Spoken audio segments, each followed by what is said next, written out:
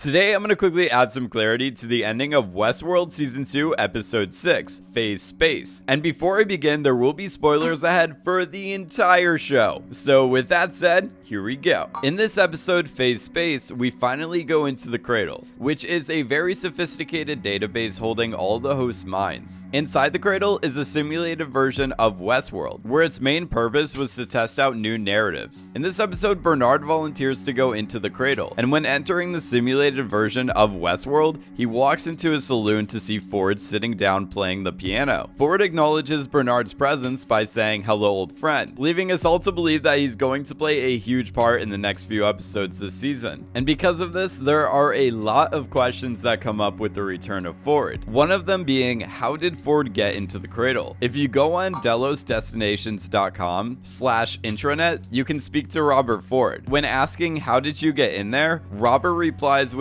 I think you know the answer to that. A simple solution that fit in the palm of Bernard's hand. As Bernard is entering the Cradle, his head gets cut open, and we finally see what the inside of a host's brain looks like. This episode, we see Bernard take one of those red balls out of a room where everyone was killed off in a previous episode. And this is because that red ball was Ford. Bernard was the one to put Ford into the database, so Ford could be able to control the hive mind of every host in Westworld and expand on the other parks. When Delos was repeatedly brought back to life in the host body, we saw his mind was rejecting reality. He couldn't finish his sentences or movements, and his consciousness was basically collapsing in on itself just after a few days. Ford somehow overcame this cognitive plateau as his mind was put into a host's brain, but instead of being put into a body, his consciousness went straight into the Cradle. And this is how Ford could control various hosts in the park, as we've seen him take control of the hosts to either kill or communicate through,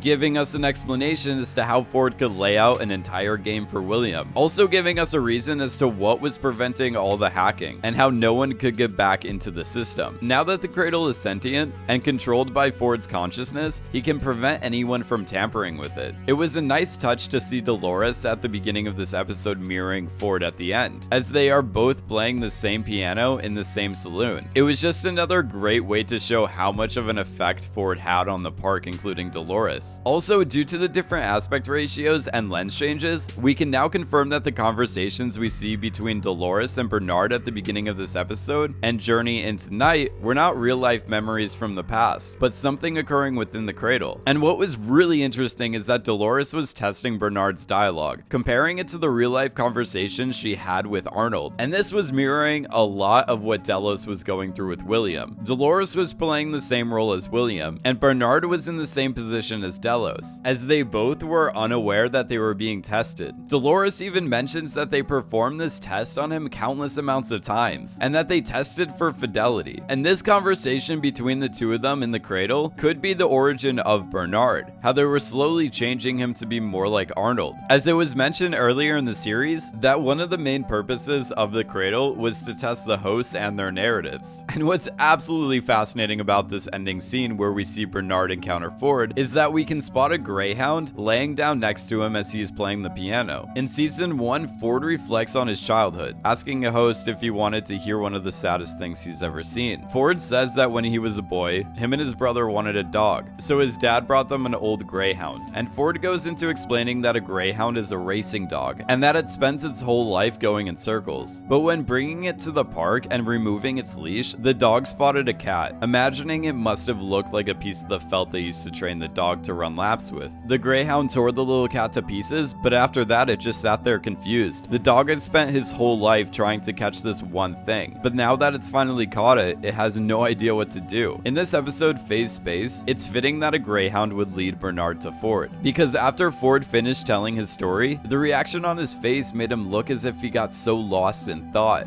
This story really hits him hard. He learned a great deal from this greyhound, and Ford built this park with Arnold from the ground up. It was his life's journey and main goal. And when the park was complete, Ford tore the park to pieces, similar to how the Greyhound tore the cat apart in the story. However, Ford did learn a lesson. He did not sit there confused. Ford knows what he's doing. In his mind, his plan and motivations are clear. Unlike the dog, and unlike the host, Ford is not going into any loops, and he is not running in any circles. And those are my quick thoughts on the ending of Season 2, Episode 6, Phase Space. I'll be making an ending explain video for every episode this season shortly after each episode premieres. So if you guys learned something today, and like anything sci-fi, please subscribe to support this channel. As always, thank you guys so much for watching, and I will see you next week for Season 2, Episode 7.